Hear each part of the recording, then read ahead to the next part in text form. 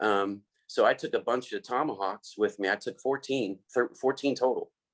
Tomahawks, by the way, is the name of your unit. That's what Frank, like I say, there is no platoon without Frank, and Frank brought the Tomahawk. So the Tomahawks became, it was our branding. Right. Go ahead. And it was pretty damn strong branding. So I had taken 13 of us with simple comms. So I had comms with Tillman, and I had comms with OP1 for a little bit. Then I dropped comms with OP1 because we didn't have a repeater out there yet. So I picked up comms to OP4 to talk to now the FOB. I went into Pakistan and I kept sending up my grid every click or so. I would send up my grid and then get our nested concepts to our commander. I would say, we're pushing it further. We're pushing it further. I'm not seeing anybody. We put up a white flag on our antenna. We put white flags on our soldiers and advanced over the line, because that was our objective. Was we had to meet these commanders. We had to do a handshake and say, hey, this is us, this is you. Are we okay here? This is where the story kind of envelops into itself. Is we recognized, we sent a far right recognition signal to the Pakistan outpost. Once we got eyes on, they opened up immediately on my 13 people. So in my mind, I had just caused an international incident. So the Pakistani army fired on your unit.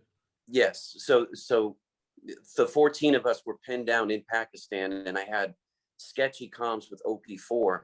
Why would they do that? Why did they do that? I'm sorry? Why would they do that? Sir, I don't know. It was our order to meet at a certain grid. We stayed for about 30 minutes at that grid, and I asked permission to go in further to see if maybe we're just over another ridge line and we just can't talk to each other, because we had no long-term comms. That was the point of the meeting, was to establish comms. It was a handshake. Hell of a handshake. It was a hell of a. So I'm sorry, Shane's not on here, because of those 13 people, they had to recount that story for me, because I didn't believe it was true. When they opened up on us, they had to have been about 300 meters from us, and they had us pinned down in a gully. And I looked at the 13 kids and I said, if you fire one fucking round, then I'm going to commit the rest of us to you. So you can't fire here. You can't fire back. I can save you from this, but I can't save the world from a nuclear explosion. It's pretty confusing, right? Because the Pakistan, the 10th Mountain Tomahawk are on one side of the border in Afghanistan. The Pakistan army is supposed to be stopping Taliban, who run back and forth between the two countries and often seek haven in Pakistan. They're supposed to be stopping them from launching attacks or whatever. And here you've come under, not only do you not meet the Pakistan army, but actually you do meet them. You meet them head on, because they start firing at you. And so this was, the stories like these were echoed all the way, up and down the borders between Afghanistan and Pakistan, with U.S. forces, where the Pakistan army is your friend one day and then a lethal enemy the next. Yeah, absolutely. And sir, your interview, you're talking to McCarthy about that same issue. I mean, McCarthy's pointing at the border, saying this is where they infill and exfil, and you're like, is that not Pakistan? And weren't their intent to cut your head off? And McCarthy was like, yeah, their intent was to come cut our heads off. So I had met those people. This is the Taliban, and he's saying the Taliban, I think, as I recall that interview, it's a long time ago, but this is a soldier telling me that the Taliban just kind of crossed through Pakistani checkpoints. It's a hot wreck. At night, and the Pakistan army doesn't do anything. Or sometimes during the day as well. So so I'm pinned down in Pakistan. I have sketchy comms with OP4. I had them hold 155 rounds from FOB Tillman, because they were asking, should they, because do you want a fire mission? So I called up a fire mission with my FO, Daniel Shank, and we plotted, while we were pinned down, 2 or 3 different positions that we would be able to break contact. If we couldn't get out of there, then I would have to do that. But I told everybody to freeze, to everybody go freeze. How did it end? How did you get out of there? I took the radio and I made a diversion, meaning I ran up a side of the hill to create a diversion so they could go, because they wouldn't think that somebody would be that stupid. So I ran with the radio in my hand, telling them to call me on the radio because we're Americans. Right. I knew they knew we were Americans, but so I made a mad dash and came up around a gully and started pulling my guys up. And as I pulled them up, I was screaming at them not to shoot back because it was that critical. It was the decisive point. Yeah. So we walked, artillery. I mean, you could have called in artillery on the Pakistani army. That would have been an international incident. But I mean, Frank, can you tell me? I mean, you guys are there to fight the Taliban, not the Pakistan army. But there is this constant like battlefield haze there that is intentional. On many would say on the Pakistani side. I mean, who the hell were you fighting? It seems like you're fighting everybody. You know, there was the invisible line of enemy. Who were they? You know, it's not like they wore black pajama uniform. It's not like they had any kind of markings on their uniform that we can tell that it was the enemy. So essentially, we had to be super disciplined and patient and follow our rules of engagement when we're dealing with everybody, because at any second, somebody can pull out a weapon and shoot at us, you know. And for Staff Sergeant Dunn, who was my squad leader at the time for our platoon, to have that self-discipline to keep his guys from opening up, because our guys were taught, you get shot at, you shoot back. And this is an incident that, what do you mean we can't shoot back? You know, for someone like Sergeant Dunn to be able to make those decisions during that time frame is remarkable. You know, and I just remember being on the other side of that radio, just pissed off because one, I wasn't there or somebody else wasn't there. Two, we couldn't get to him at all to be able to help him. And then three, just the whole situation on, this is ridiculous. Why are we here fighting this fight when this is not supposed to be our fight? You know, it runs the mind. What was the fight, guys?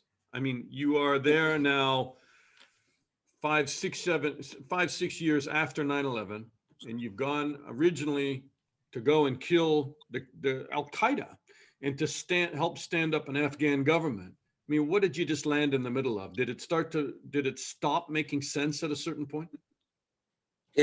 We made sense of the point. We're still in those mountains. We're forever in those beautiful, horrific mountains, because what the Tomahawks did was they put it in fucking park. So if you were going to mess with us, we threw it in park. We would not take we set the tone out there, and they started sending the best of their best after us. And the more they sent after us, we did not care. We put it in park. Always put it in park. We wouldn't leave each other. We would fight the numbers that were released under the WikiLeaks information, just to look at those numbers alone, to see that one company and then one platoon at the tip of the spear, we didn't care. It's the most beautiful story of all time, because everything is connected to everything up there. It's Tillman. It's the plot of land which he was killed. It's on his name. And then the way we had to be extended like that, and the angels, that the firefights, that, I mean, goodness, you don't have to look far. I can look down at my iPhone right here and I can see Frank Morales. I just visited 287 about a year and a half ago with my children, to let them walk through the halls of these heroes. And right there in battalion is Frank Morales' Silver Star. Those things just don't happen. The numbers that were there and the kids that we had, and we're still in those mountains forever. Frank, have you come out of the mountains? I mean, you guys have been back a long time. I mean, is it hard to transition back? It definitely is tough to transition back. When we did get back, you know, my point at that time is, where do my guys want to go in their career from this point? Are they getting out? Am I setting them up for success as much as I know how to do that in the military? Because it's definitely different setting a soldier up for success when he gets out. And that's pretty much what I do now. But when I left, when my guys went to do their next missions or next 3 years in the service, and I left there as well, all I could do is think back about what are they doing now? What are the guys who stayed in that battalion, who deployed again, what are they doing now? Or even being out of the service and thinking about the good times that we had there, the great people. And the one cool thing about everything is those interpreters that we had out there, those awesome young men out there. A few of them are in the United States right now. They're U.S. citizens, and that's what they did. They risked their lives to help us, and thank Well, God we were able to get that's a them happy to the ending States. and a good story to mention. There's a lot of interpreters that have not been brought back, and there's a lot of Yeah. interpreters that have been left behind, and there are people right now saying that Yeah. they'll be number one on Taliban hit lists as U.S. soldiers leave there. And so those interpreters are another story. But did this war make sense to you then? Does it make sense to you now? At the time, I didn't really care much about the bigger picture. My mind was, how, as a senior platoon sergeant, am I going to help Apache company and my chain of command and my battalion get through this deployment? As a senior leader with Lieutenant Case for the Tomahawk platoon, how am I going to get my guys through this deployment without us hurting ourselves? So to think about the bigger picture, it wasn't even in my scope of thinking. And even today, I'll tell you that, when people ask me questions about Afghanistan, like you have, I tell them, I'm not updated on what's going on, because I don't want bad memories to come back on why we were there. At this point now, we try to keep the good memories of the people that were there with us, of the things that we did together, without trying to relive any horror moments, or battle the demons in our minds, which a lot of us have done. So I know I avoided that question, but avoiding that part of it was a part of trying to help our guys get through, what would be a great 16 months to the bad rest of our time, where some of our fellow soldiers aren't doing well. We thought we were high. We thought we were heroes, and now we don't feel like that. We feel a little bit totally different, because of, you forward 12, 15 years later, and we don't feel like we just came back as superheroes. So, because you don't see yourself that way, or you don't feel that America sees you that way? I would say personally, because I don't see myself that way, especially, we did lose a soldier while we were there on our extension. But